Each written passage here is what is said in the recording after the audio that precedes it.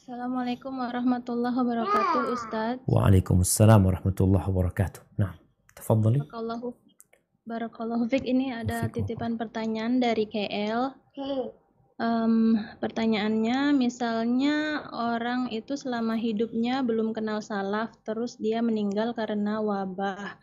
Apakah dia tetap syahid walaupun pada saat semasa hidupnya dia ada menyelisihi sunnah?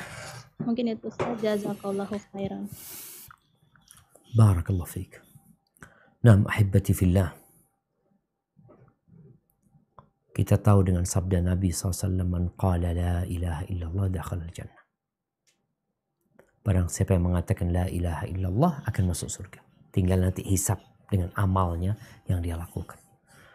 Kalau bicara orang yang kena wabah, kita tahu yang kena wabah ini berbagai macam manusia.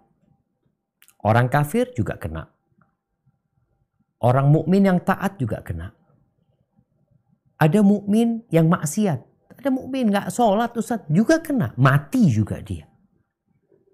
Apakah semuanya ini dikatakan syahid? Jadi para ulama menjelaskan bahwasanya ini adalah tanda-tanda orang itu mati baik. Jadi semoga jadi tanda husnul khotimah buat orang tersebut ya. Ketika dia mati dalam kondisi kena itu. Tapi tetap bergantung dengan amalannya. Bergantung dengan amalannya. Seperti yang meninggal pada hari Jumat. Ada orang peminum. Mati hari Jumat. Mati hari Jumat tabrakan lagi.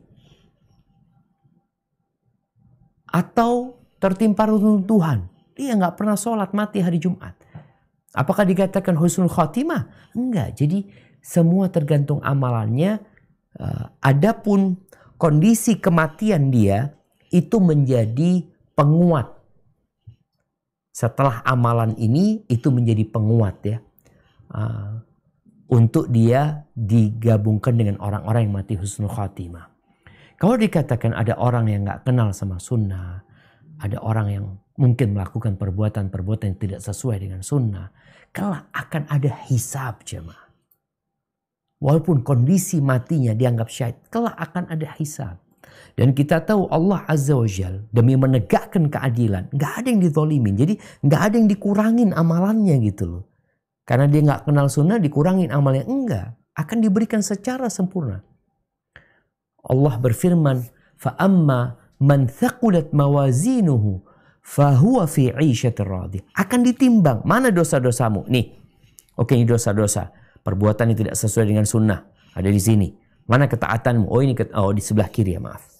Yang dosa-dosa ditaruh di sebelah kiri. Semua amalan yang tidak diterima ditaruh di sebelah kiri. Amalan ketaatan ditaruh di sebelah kanan. Nanti akan ditimbang. فَأَمَّا مَنْ ثَقُلَتْ مَوَازِينُهُ فَهُوَ فِي عِيشَةٍ رَاضِيَةٍ. Yang lebih berat timbangan kebaikannya, maka dia akan ada dalam kehidupan yang diridhoin.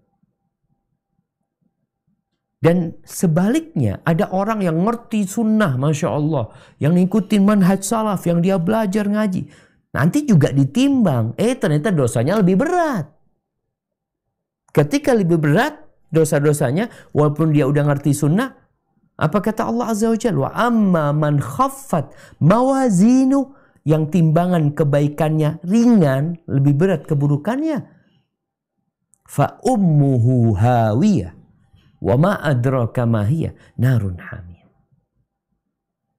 Jadi buat semua yang udah belajar, yang udah ngaji, yang udah ngerti dengan sunnah Nabi SAW, kita perlu tahu bahwa akan ada penimbangan amalan. Dan yang paling berat di timbangan itu pada hari kiamat, kata Nabi SAW, husnul khuluq, akhlak yang mulia. Jadi kalau ada orang meninggal dengan tanda-tanda tadi, umpamanya hari Jumat, dan orang itu orang soleh, harapan kita husnul khatimah.